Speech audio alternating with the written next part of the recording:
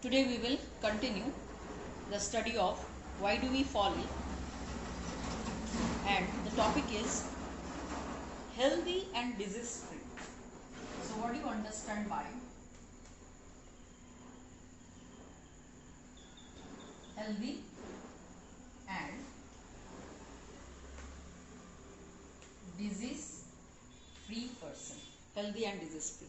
So now healthy means, as we have discussed last class also, it is a state of complete physical, mental and social well-being. So complete physical, mental and social well-being. But disease free means what? It is the absence of any discomfort.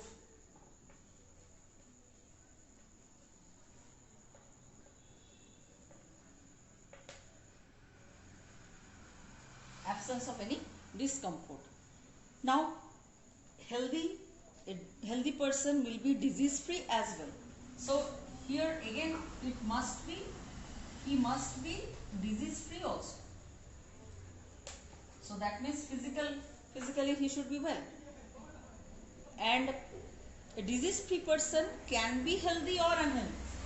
This disease free person can be healthy or can be unhealthy.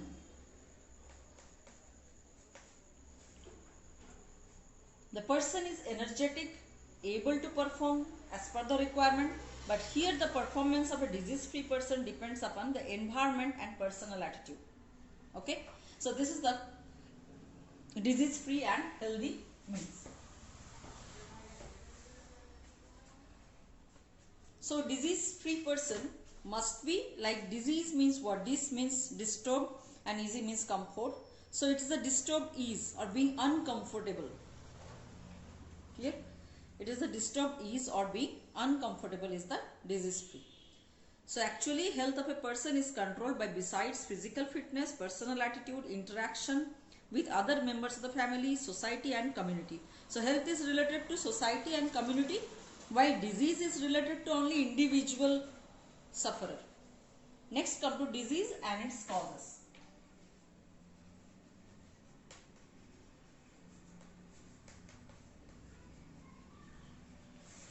Disease and its causes. So there are a number of diseases in the body which aggregate together to form an organ, while a number of organs make up an organ system. So disruption in the functioning of any tissue, organ or organ system will cause discomfort or disease, as disruption is internal.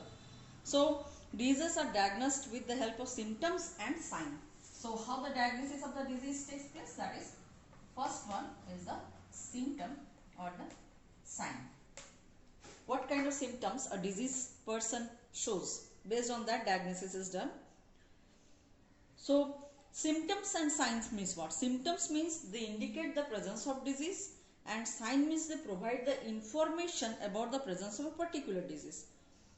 Okay. Now these symptoms are collective manifestation of the number of diseases, but these are signs are distinct for different diseases.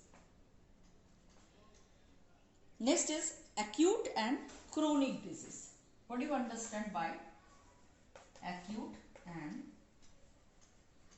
chronic disease? Now, acute disease is what? Is shorter duration.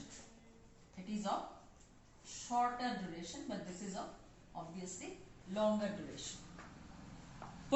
Every person suffers from an acute disease once or twice in the, or maybe more, but lifespan, but that should be a shorter duration. And body, it does not show any damage to the permanent damage to the body. Recovery is also faster, and here neither loss of weight or feeling or weakness that remain for shorter time period, then it vanish. Interruption of work and loss of efficiency are of again shorter duration. But what about the chronic disease? This chronic disease is little damaging, very much damaging. Only some persons suffer from this chronic disease. It does damage the affected organ for prolonged time period. Okay, duration is prolonged. The recovery is seldom complete, and often a loss of weight is seen in this chronic disease sufferer person. Interruption of work and loss of efficiency are also prolonged. So what kind of diseases will be chronic, like tuberculosis and diabetes? Okay, but here in acute disease, what kind of disease will come, like diarrhea, typhoid?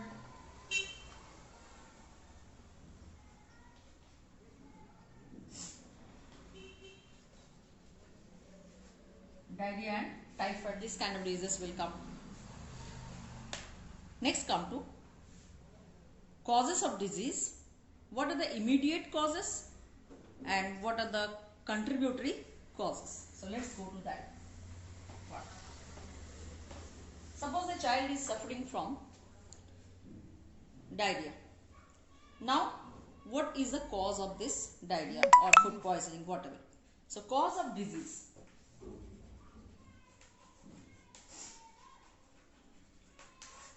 First one is the primary cause. That is the immediate cause. Primary cause is the immediate cause, and then second one is the contributing cause. This is the first one. The second level, that is the contributing cause, and third one is the third level cause is associated to this third level cause. Now let's see an example. If a person, like what is the first level cause? This is actually primary cause, but we say the first level cause, and this is the second level cause, and this one is the third level cause. So first immediate one is the real or primary cause of the disease, which is called first level cause.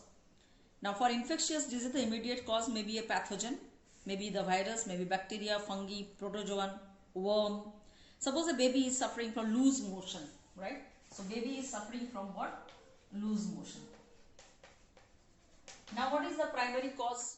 Okay, so let's come to the primary cause, that is immediate cause. As I am discussing the this one, baby is suffering from loose motion. So what is the primary cause here? That may be the attack of pathogen. That may be virus, bacteria, fungus, protozoan or worm. Now here the pathogen reaches the baby through unclean drinking water, contaminated food, milk bottle and other articles maybe. Now what is the contributing cause for this loose motion? That is the second level cause. They make a person prone to catching the disease, and all the persons are not equally susceptible to a disease, right? So the susceptibility may be due to poor health related to undernourishment. That means baby may be undernourishment child, and that means they may be poor, or maybe the heredity, or maybe they are poor, they cannot maintain the hygiene. So these are the second level causes, as they are connected to the susceptibility of the individuals. Next is the third level cause. Third level cause is certain causes increases the proneness to disease, and these are called third level cause. Like repeated supply of unclean water will make everybody catch the waterborne disease, isn't it? Now poor public health service, that may be another cause of third level. Lack of proper nourishment because of this poverty also, and poverty is also a third level cause. So poor person generally live in unclean surrounding where the basic amenities provided by the municipality and public health service are lacking. So this is the first level, second level and third level cause. And for example, like a baby is suffering from loose motion, then what should be the causes that we have described? Go through NCERT, join online class tomorrow for further discussion. Thank you.